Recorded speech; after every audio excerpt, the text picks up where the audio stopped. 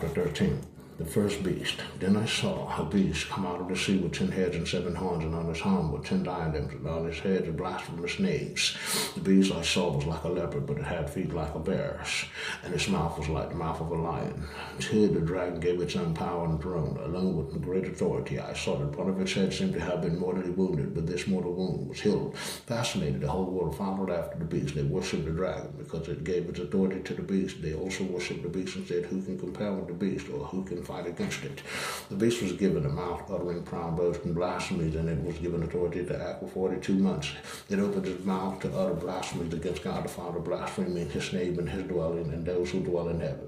It was also allowed to wage war against the holy ones and to conquer them, and it was granted authority over every tribe, people, tongue, and nation. All the inhabitants of the earth will worship it, and all whose names were not written in the foundation, from the foundation of the world in the book of life, which belongs to the Lamb, who was slain. Whoever has ears ought to hear these words.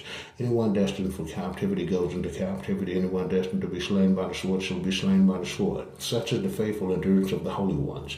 The second beast. Then I saw another beast come up out of the earth. It had 2 horns like a lamb, but it spoke like a dragon.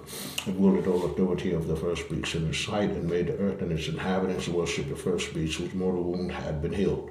It performed great signs, even making fire come down from heaven to the earth in sight of everyone. It deceived the inhabitants of the earth with the signs it was allowed to perform in the sight of the first beast, telling them to make an image for the beast who was wounded by the sword and revived. It was then permitted to breathe life into the beast's image, so that the beast could speak and could have anyone who did not worship it put to death. It forced all the people, small and great, rich and poor, free and slave, to be given a stamped image on their right hands or their foreheads, so that no one could buy or sell except one who had the stamped image of the beast's name or the number that stood for its name. Wisdom is needed here.